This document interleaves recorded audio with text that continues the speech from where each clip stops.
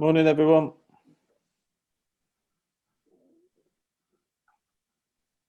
Morning. Good morning. Shall we start? Yeah. Morning. Okay. Warm welcome to everyone to talking about a brighter social care future. My name is Clinton Ferguson. Roles include Chair of Think Local at Personal and Social Care Future Inquiry.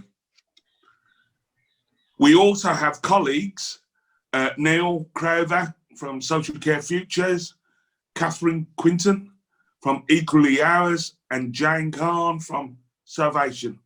I'd like to do how we will work on Zoom. If you know someone who's trying to get into the session and can't, then please tell them to call 0121 474 5900 and ask for Wendy, and Wendy will help them out. Just a reminder, we are recording all sessions apart from the break and lunchtime breakout rooms. Could I have the next slide? Thank you. We know that it can be hard to get your voice heard on the video sessions.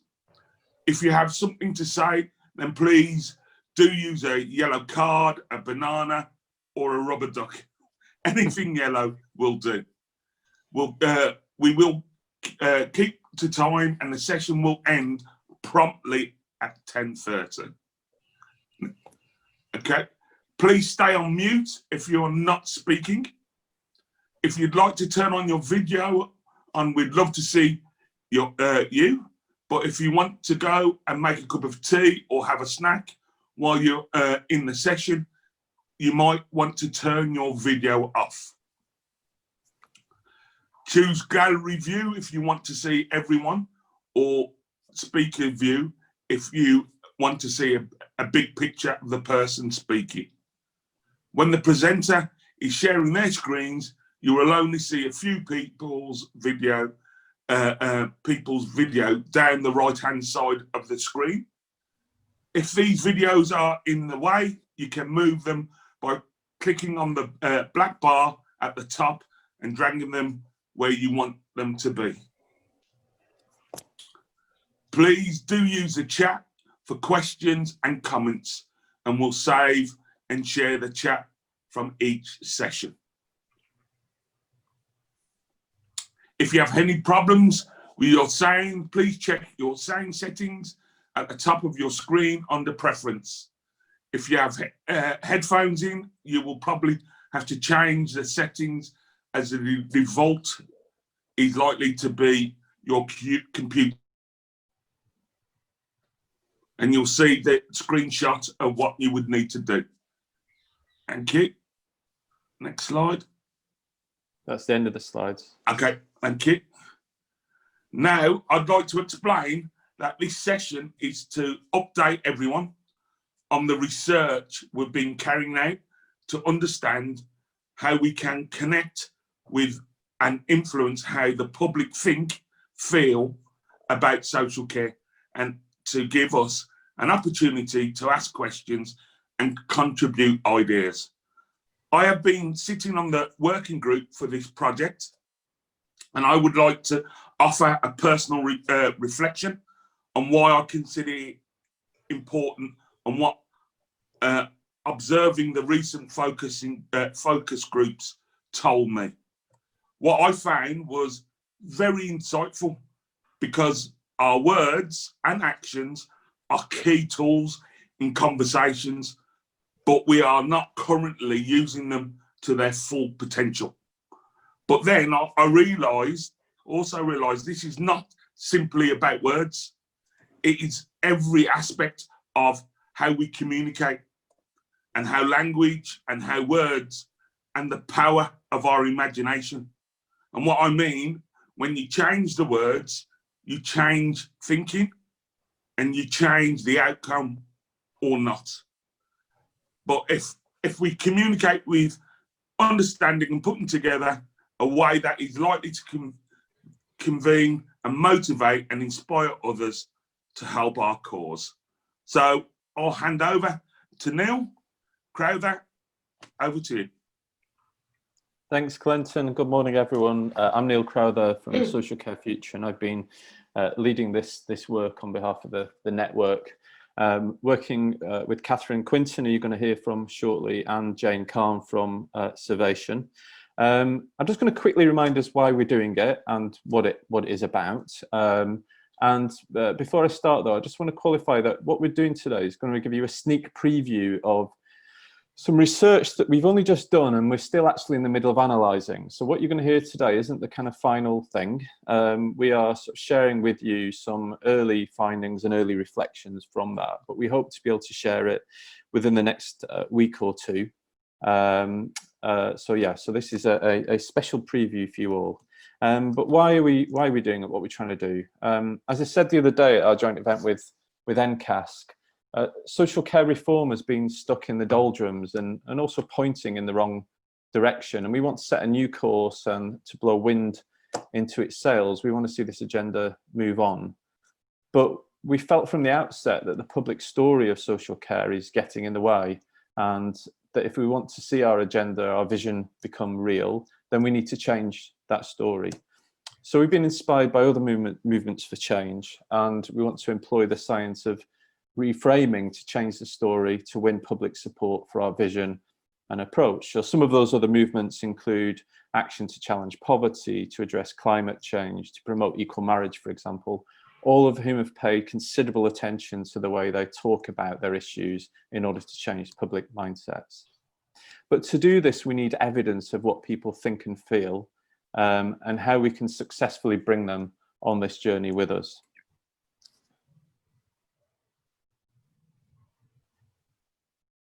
Oops.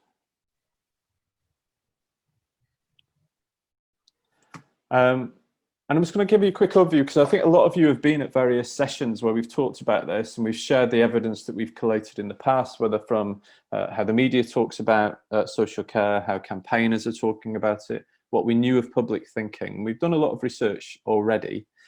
And also we've been reflecting a lot about the narrative over the past 6 months, because social care has been very much at the forefront during COVID-19, during the pandemic.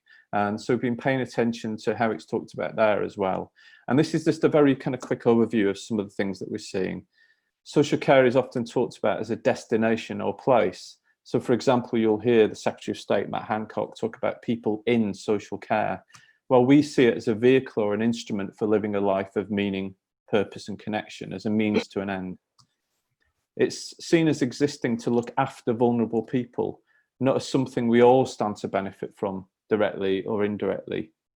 It's seen and talked about as a sector or industry delivering a defined service, not as a web or ecosystem of formal and informal supports that are crafted around what matters to people. And it's increasingly talked about as a growing cost to contain, not as something we all have reason to value and to invest in. And because the story is set that way, that is a real impediment to us building support for our vision and our approach. And so what we're trying to do with this research is to work out how we can take the vision that you've seen countless times over the last couple of days and unpack that into a set of messages and a story that really does connect with public audiences and helps kind of shift them towards what we want to do. So I'm going to move on now to Catherine, who is, just bear with me a second, who is going to just take you through the background to the approach that we're taking and why evidence is so important to that. Good morning, everybody. Lovely to be here. Neil's going to share my slides because of my technical issues. Have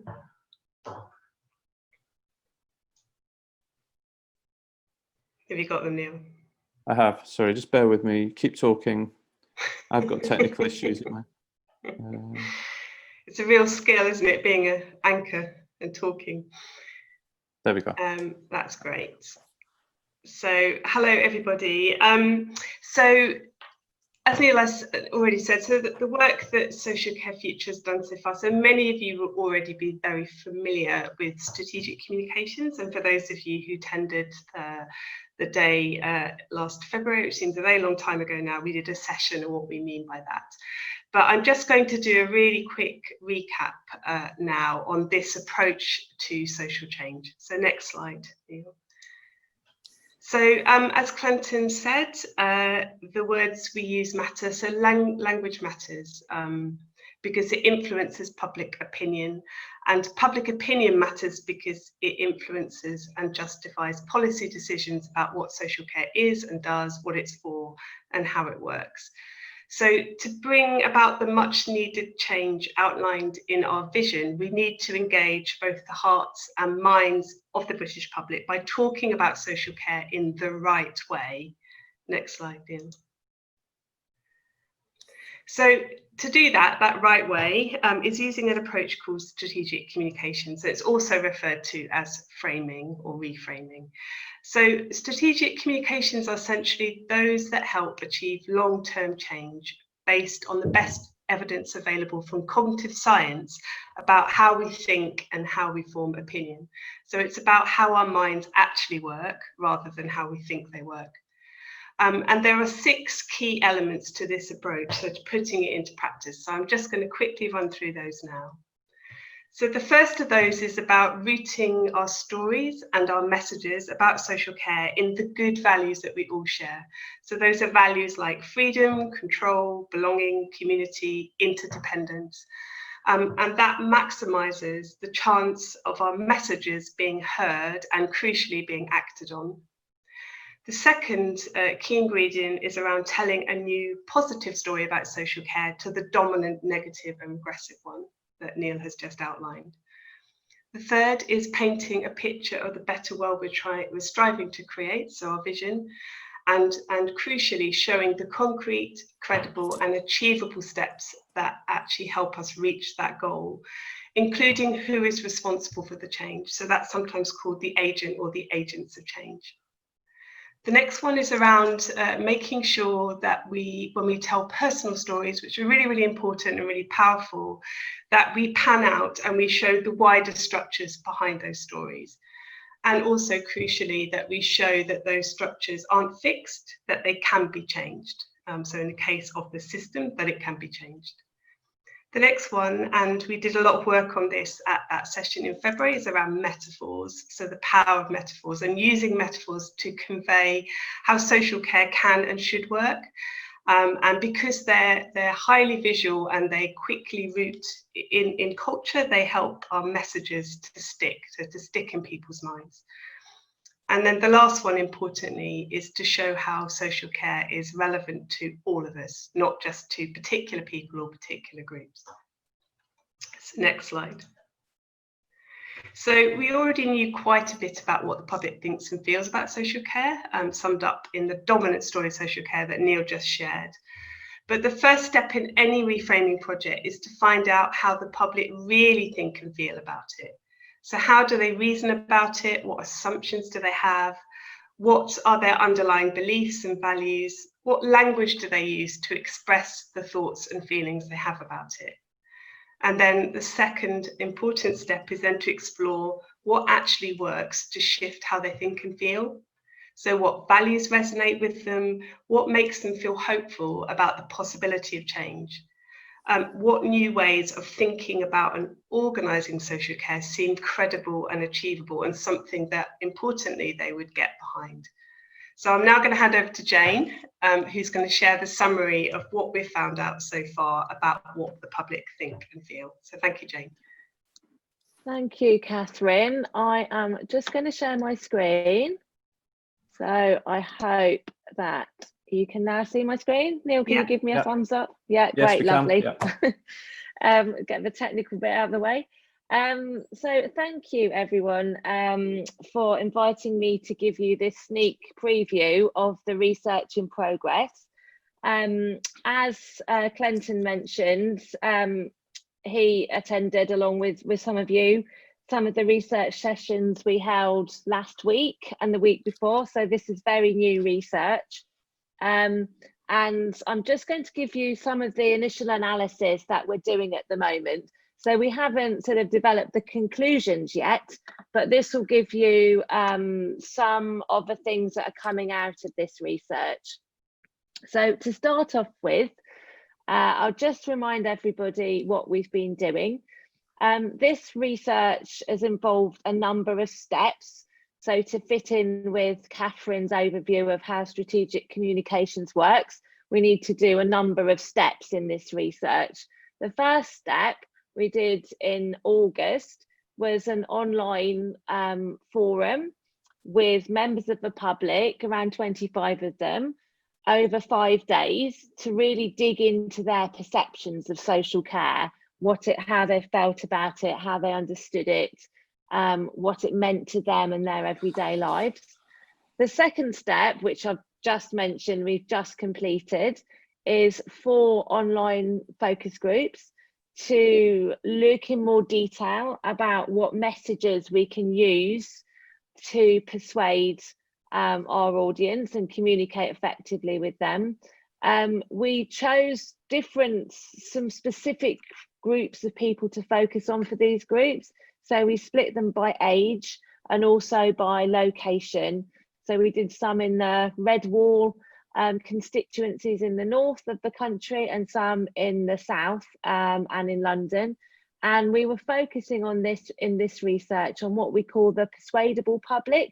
So that's a group of people who are don't have strongly held beliefs that are kind of either supporting us or opposing us, but they're kind of in the middle, people who are open to change, but who are very important for us to communicate with. And this will be followed by a large nationally representative poll to really give us that evidence about how our messaging is working. And we haven't got to that stage yet. That's coming up in the next few weeks. So let me just talk you through some of the findings. So I'm just going to briefly recap on the first stage of the research, the online forum, where we really dug into public attitudes as they are now to understand these. And the co-creation forum really confirmed and gave us more depth and detail around some of our hypotheses around how the public feels about social care. I know there's already some discussion in the chat about this. We did use the term social care because that's what the public are familiar with and use. And we found, probably not surprisingly, it's a very broad and not very clearly defined term. And almost unanimously, the term vulnerable is associated with social care. For many people, and probably most people in our sample, it felt very remote and removed for people. They didn't see social care as being relevant to them.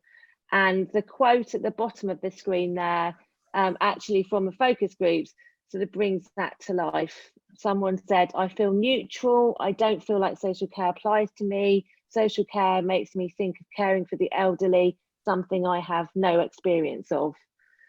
And we really found in the online research that the dominant narrative around social care being about vulnerable people receiving care, being looked after by regulated personal care services, being delivered by care staff, was really something that the majority of people believed and sort of shaped their views. On the right hand side of my screen, you can see some images here, and these are the sorts of images that people found and uploaded to our forum to explain what they thought of social care. So lots of hand holding, lots of care provision being administered to people, and lots of money as well coming out in terms of the cost narrative.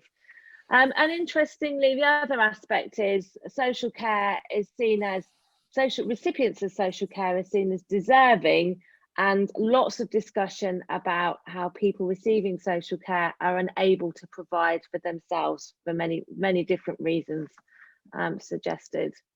But what is interesting when you dig in more depth into people's views and attitudes, and you think about what values they hold true to themselves and what values they want from the society we live in, there are some positives when people reflect on what sort of social care they would like to see and the sort of social care provision they would like to see in the future.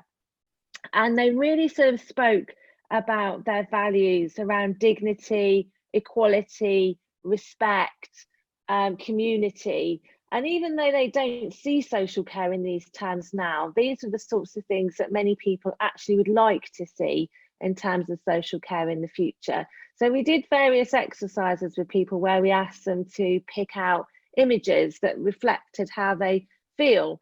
And some of the images on the left-hand side here, number 10, 11, and 17, were commonly sort of picked out positive images. And the words people used to describe these were things like social care as being something that helps to empower and uplift individuals. So we can see that even though people aren't expressing or seeing social care in this way now, there is potential to tap into some of these values. We also shared with people our social care's future narrative to get initial responses from this. And the good news is we found in our sessions that the sort of the introductory framing of this around we all want to live in a place we call home was very well received and in tune with people's underlying values. It's seen as something that people felt positive about and they felt engaged by this idea. However, this research also identified that there was many questions being raised by our participants around sort of plausibility, how will this work, and trust, how will this be delivered and by whom, and lots of questions around practical applications and how this type of vision of social care would work. So in the most recent stage of research, we've taken that initial narrative and taken that feedback and tried to present people with different ways of different ideas for developing that narrative that dial up or dial down some of the values that we're trying to convey, but also crucially giving people an example of what this might look like in a practical sense, just one example, but giving them an example, and also giving them some more information of how that change would be delivered. So very much moving forward in terms of giving people an idea of what this vision might look like in a more practical sense. So I'm going to give you a quick overview of the ideas we tested and how people responded to them. So there's a lot on this slide and you don't need to read it all, but what I'm going to do is just show what kind of works and what doesn't work with the ideas we tested. So the first idea we looked at was taking our narrative and using words and language to dial up the values of community and interdependence. So we took the overall narrative and tweaked it to talk more strongly about community and interdependence. And the things that really connected with people in a positive way that I've just highlighted there in green were things around connection, sense of purpose, connecting to people around us and playing an active part in our communities. And there was also some positivity around introducing the idea of sort of community circles as a practical way of delivering this kind of vision of social care. And just in terms of how people sort of responded to this idea and using this type of dialing up these values of community and interdependence, people responded positively, as the quote shows here. I think it's showing if we all work together, really great things can be done. And the words they picked out to describe how they felt about this vision were things like supportive, safe, secure, and community. So we know from this that tapping into values around community resonates and conjure up a sense of belonging, leading to sharing in communities, leading to independence and potential self-direction. But there's also, on the practical side, lots of questions raised about how this community vision is funded, organised, how the agents of change work, and there's concerns about kind of the sort of big society and whether it's sort of government passing responsibility to unpaid communities. So those kind of practicalities still need to be overcome. The second idea that we looked at was really dialing up within the narrative those values of freedom and personal control. So this is very similar in terms of the wording, but we used specific language around personal control of lives, and we gave an example around personal budgets where people are given their own budget to use on the support that they choose.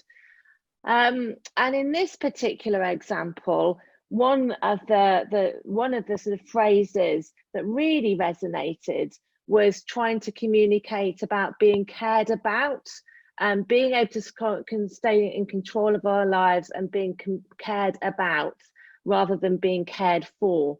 And that was very important, and people said they've really latched on to that particular phrase.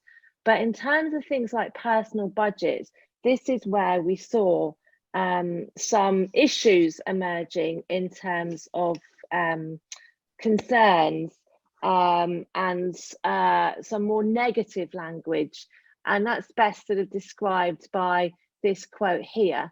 Someone saying, this is a tough one. Used correctly, it'd be fantastic to give individuals control over their budget, but it also could be abused. Addicts and people with mental illnesses might misuse this funding. People lacking the capacity to know how to use money well might blow their funding on things that aren't really going to improve their lives.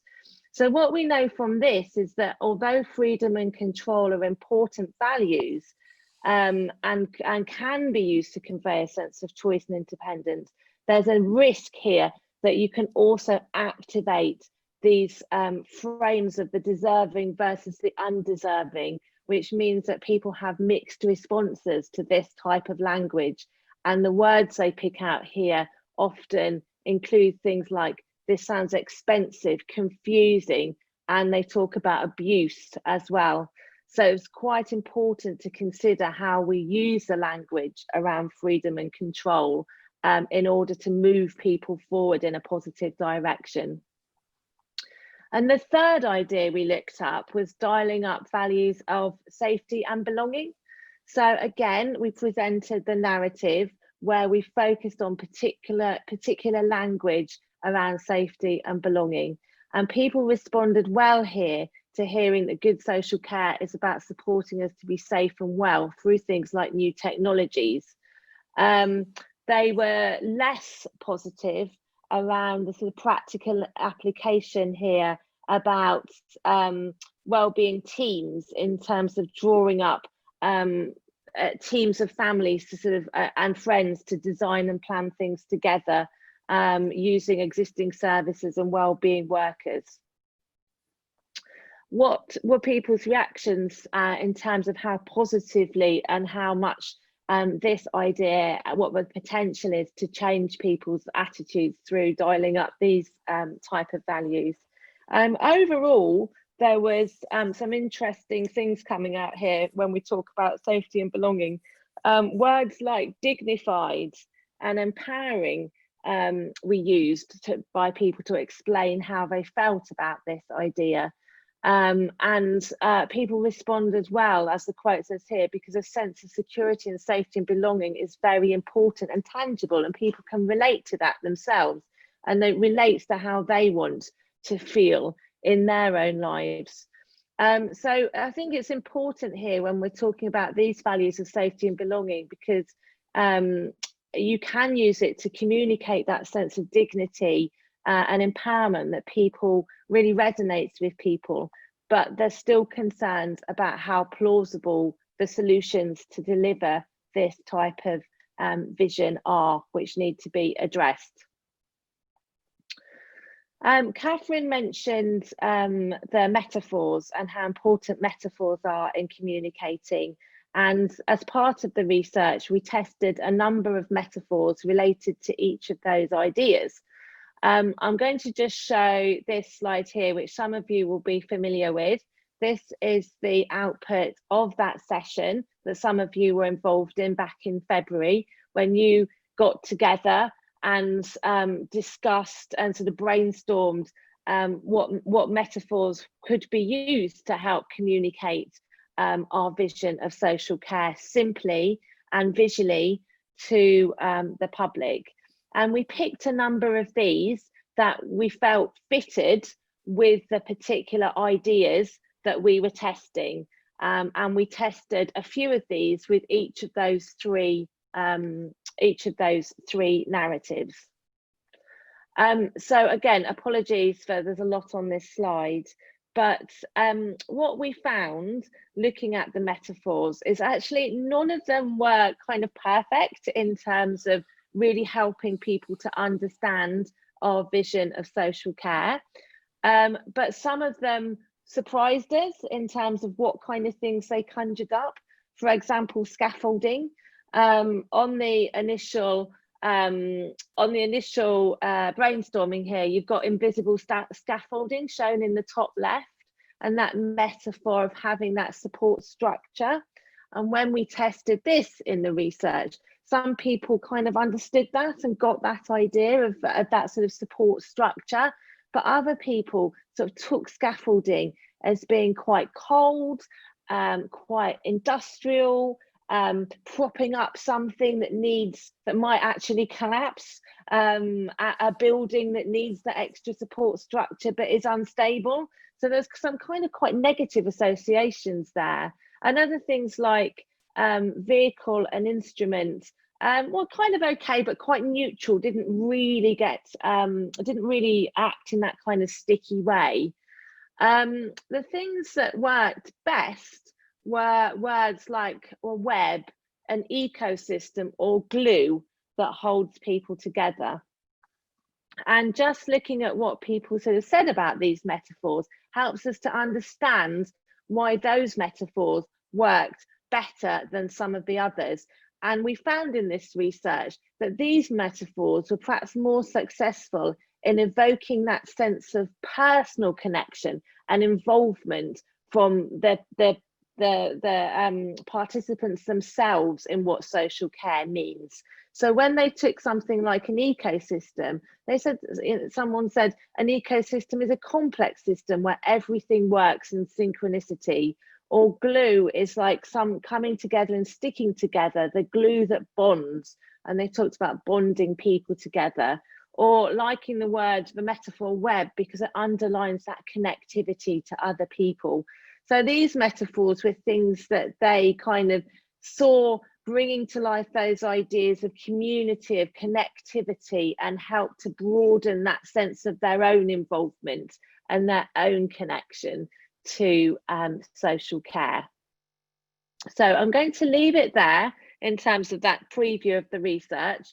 As I say, and as the others mentioned, there's more to be done in terms of analysing this research and bringing it together, but very interested in feedback and questions around where we've got to with the research.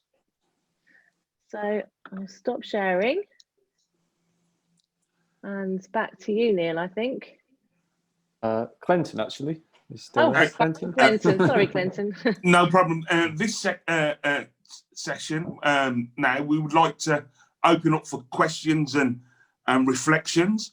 But before I do that, I'd like to ask Neil and Catherine to just kick things off.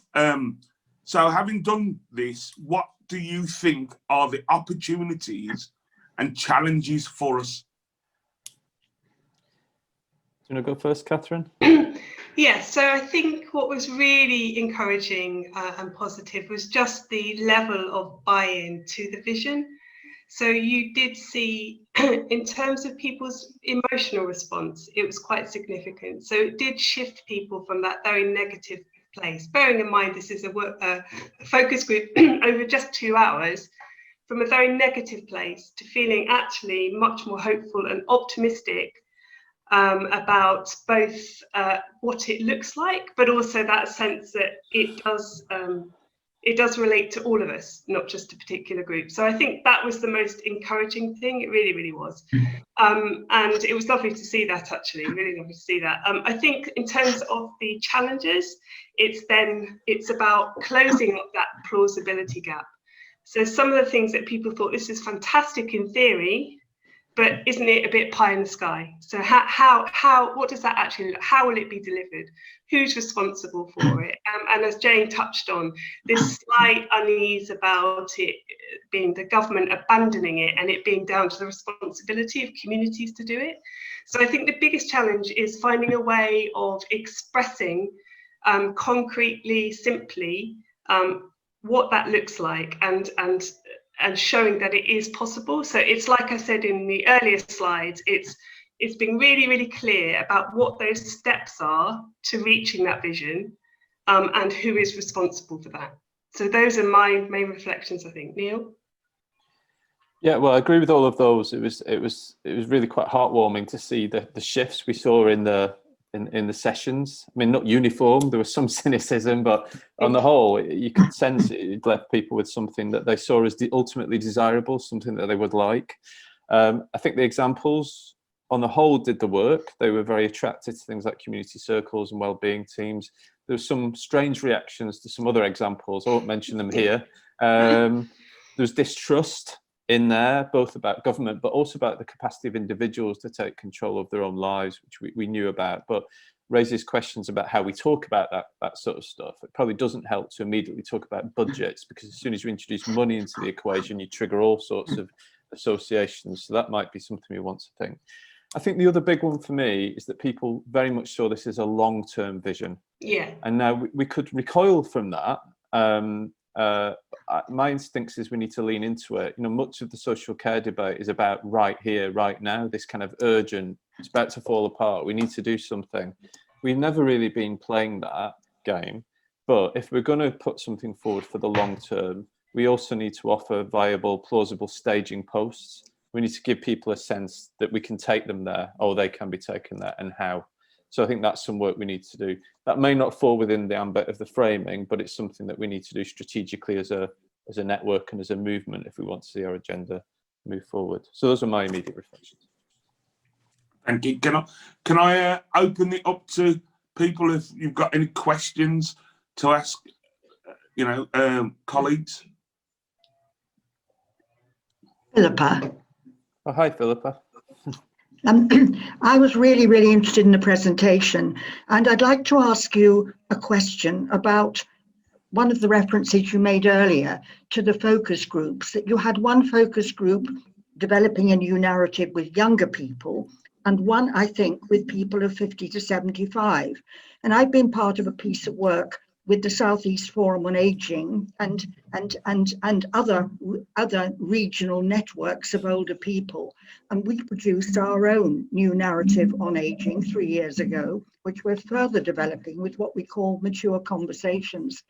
And two issues really came through in that, and they resonate with what I've heard today.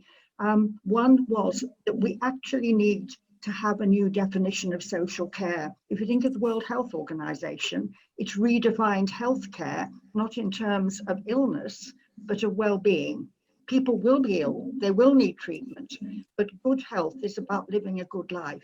And in our own research and consultation with older people, we found plenty of supporters for the new model of social care that we've heard today, but others who still saw it as a deficit service. If you needed social care, somehow or another, your own life or your relatives was fading.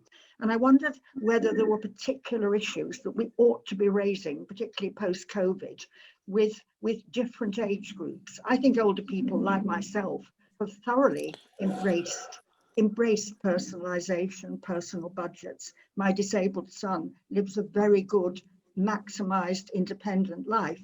But I know many other families who are terrified of stepping outside traditional services because they perceive that as loss.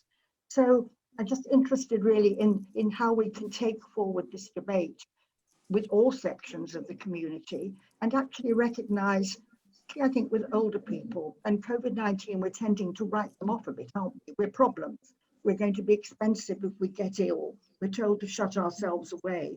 Actually, we've survived one war, and I'd like to think how we could get more intergenerational debates about what we mean by care and support. Right. Thank you, Philippa.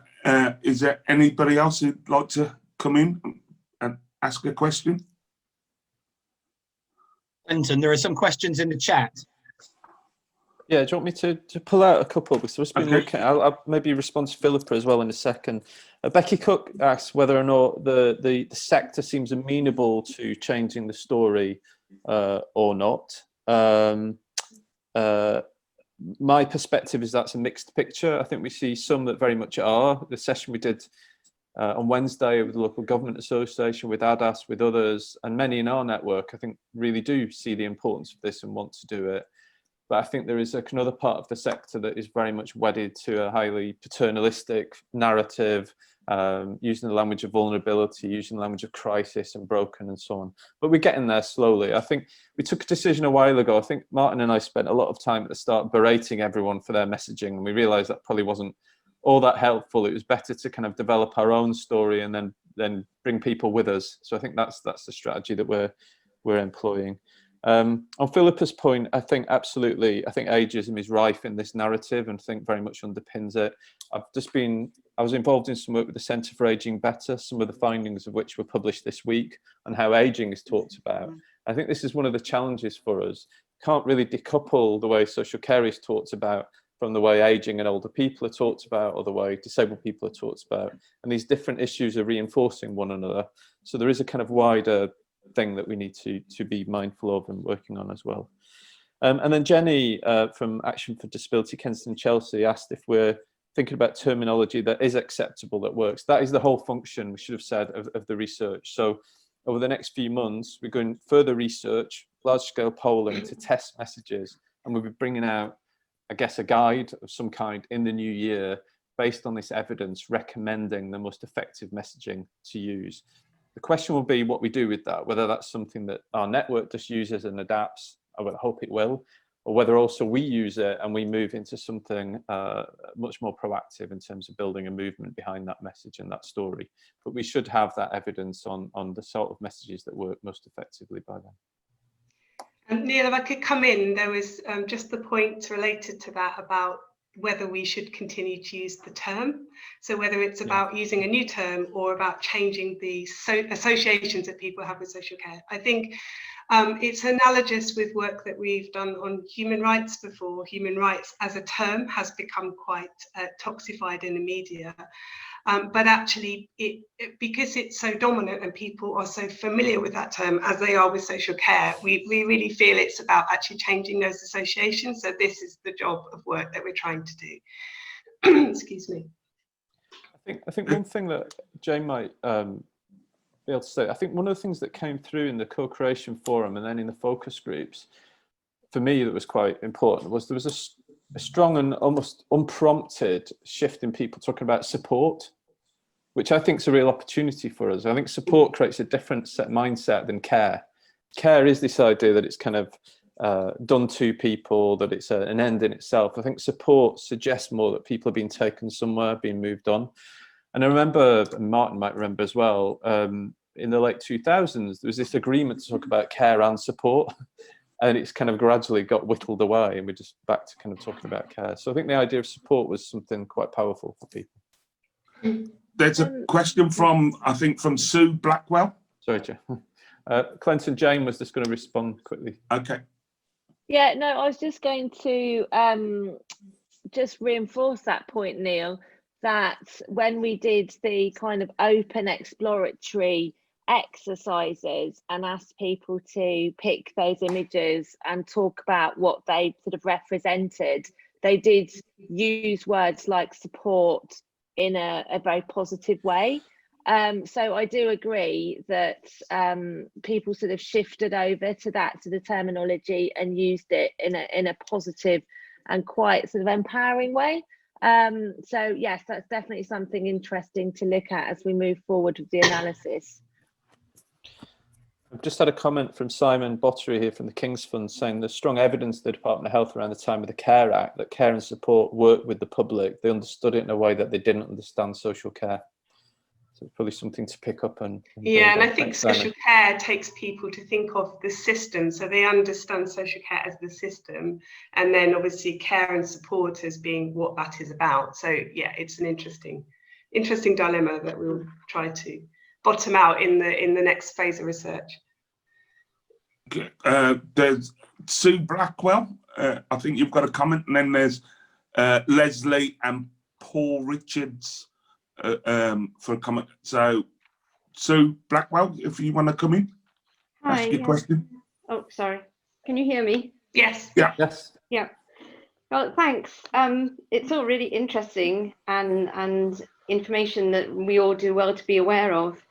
I was just wondering, in terms of the values of community and interdependence, which I agree with 100% and wholeheartedly. But and forgive me if you've heard the term Down syndrome too often these past few days, but Down syndrome is what I know and what I believe in, and we have shown beyond any doubt that when people with common interests can come together as a community, that incredible bonds are created. So it's not necessarily about the age or the ethnicity or anything else to do with that individual. It's about their common bond of interest. And those people, when we're talking about learning disabilities, are spread far and wide. So in many, many different geographical communities, but they come together as a dance community. And with that, they become a dancing family, and they support each other in that way, in that they are there not only for the dance engagement, but also to help each other in terms of the challenges of life that they all experience in common. But there's no particular relevance to geographical community within that. So I would be really interested to see what you understand by the definition of community. So it's a really, really interesting question, and it's one that has come up many, many times. I think in the context of the messages that we explored in this phase, it was very much linked to geography, so local community, because we were trying to make it as concrete as possible. So talking about the things that people do in their day-to-day lives, like go to the park, have coffee, go see football, that sort of thing. But it's an important point. And I'd be interested, Jane, to understand whether there are any differences geographically, looking at the London and South East groups versus the Northern groups in terms of how they thought about community, because I do remember observing a few comments in the London groups that community meant quite a different thing, actually, in London, and probably less geographical. Yeah, definitely, and there were differences by how the London participants responded. I haven't sort of got to the bottom of that analysis, but it's definitely something that we need to look at, because I do think that will be a factor. Yeah. And I think, Sue, because we were focusing in on the solution, so who is responsible for this? So we were thinking about it at a kind of local authority level, in terms of local authorities organising and doing it differently. I think that's how we got to that very sort of geographical sense of community. But I think it's definitely something we need to explore. So thank you. Thank you. Thank you. Leslie, I think you've got to pose a question. Yeah, I suppose it's Can we ask Sarah's as well in a minute? Sarah Bedford asked a question earlier that we missed. I think you picked up on. Sorry, Leslie. Hi. Yeah, so I suppose it's a bit of a statement, really. You know, how do we create the catalyst for change? So the terminology, the way we communicate is very ingrained, and I've seen that as a recent kind of entrant into the sector, and to get people to think differently, you know, you've got to have that hook. People have got to see that there will be a big advantage to making a change. So it's really how do we kind of persuade or encourage the change, and then create a catalyst for change in the way that we communicate, in everything that we do. I was just going to say one thing there, actually, that I should have said at the start, that it's, in terms of narrative change, is absolutely a long-term game. So it is around finding the right story and right messages that resonate, and it's then about the repetition of those over time, and it's that then leads to that attitudinal change and then behavioural change, so policy change. So it is a long-term game, which makes it, excuse me, which Neil pointed out in that whole, long-term versus short-term. There's a need to do something very, very quickly, but for it to feel credible that actually it is a longer-term game. Neil, did you want to? Yeah, my feeling is something we found out kind of early in this work is that the narrative around social care that is out there in the public has been relatively unchallenged. So it kind of exists because there's not been a kind of other narrative there. And my reason for optimism, and often a lot of that narrative doesn't have any vision. It leaves people to kind of create their own image of what this is about. Nobody's trying to put an idea into people's heads. They talk about social care with a presumption that people understand what it is and what it does and so on. My sense from the focus groups, at least, and I know that's just one very small part, microcosm of what we need to do, was that when we did present a kind of vision, we could take people on a journey. So I think there are grounds for optimism that we can create a story that can do its work. Of course, the big challenge then is getting that story out to those public audiences en masse and over the long term. And that's what we'll need to think about next strategically in terms of doing that. But I feel reasonably optimistic. There's a bit of a blank canvas, and it might not be as ingrained as we think, because the majority of people, I don't think, begin with, they don't sit around thinking about social care every day. So I think there's a chance there, really. Yeah. I just wanted on another point linked to some of the conversations in the chat room about this issue of care and support, and Jane alluded to it earlier. I think we can talk about care, if it's about caring about as an ethic, caring about each other, caring about one another. I don't think we should necessarily lose that, but that's different than caring for, the kind of doing idea. I think support could actually occupy that space. So, caring for each other as a society, as a community, expressing that care, but supporting people to achieve the life that they wish to live. I think that combination could work, but that is quite different from how it's organised currently. It's very much caring for vulnerable people who can't look after themselves. So that might be one of the shifts that we're looking for, but we need to test that further. Sorry, I think it's Sarah now, Clinton. Yeah, Sarah Bedford. Hi, thank you for that. That's all really interesting. I had a couple of questions, if that's okay. The first one was about values and the extent to which values of equality and values of fairness and justice sort of came up in the research, and what people's answers were to them. And a connected question about values as well. I think your point that we need to get people to see social care as something that concerns all of us, and just a small proportion of people. And I wondered, whether values of sort of risk versus resilience as a society came up as well. And if I can ask a third question, it's a bit cheeky. I'm afraid got I'll one. Stop. Yeah. All right. Neil, just on, because I'll answer the first one. I'll try to answer the first one. So you're absolutely right about equality, social justice, and actually with most framing projects, we would usually test those values. So you looked at the 3 statements that had different values dialed up and down. I think because of the focus on this was slightly different, we didn't explicitly test equality and social justice values.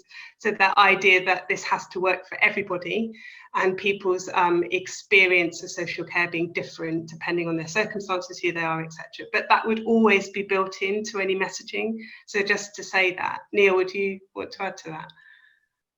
Yeah, no, we didn't. It was interesting. I think in the co-creation forums, some of the participants voluntarily talked about those sorts of things. So it's probably something we need to think about again.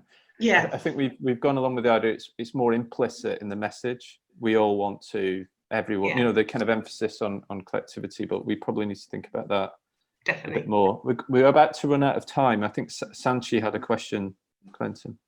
Go on then, Sanchi. Have I got time? Well, okay. It was just we haven't talked about health. This is going to be rambly. I'll try and keep it short. So I went to the Engage Britain session yesterday, which was great, but they were talking about health and care, and looking at their website, they saw that the public were worried about health, and they didn't really mention care on their research data. So how do we make sure that we're focusing? The question is, how do we focus on social care and get away from people's obsession with the health service?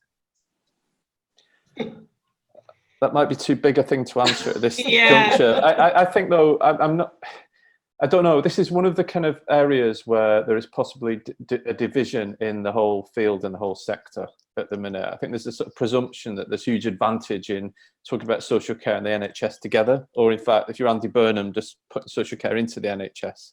I don't think that's, on the whole, something many of us kind of view. My sense is we need a story that is social care's own, and that might talk about well-being and health as a kind of outcome of that. But my sense is that the emphasis we need to place is much more about relationships and love and community and home and those kind of ideas first and foremost. But that's my bias, I guess. I have to be the bad ogre and apologise to everyone who was waiting to come in with questions, but I'd just like to thank all the speakers and everyone for participating in the conversation. We have to wind it up here. Neil, is there any last thoughts that you can tell people what's going to happen? Just say thank you. We are still analysing the research. So thanks so much to Jane for doing this so quickly and giving such a brilliant insight into what came up. But Jane's working away on the research. We have a working group next week to discuss it. We will then share this stage of the research publicly and with you all. We're then doing We're doing a big poll next month, both of the public and of local councillors.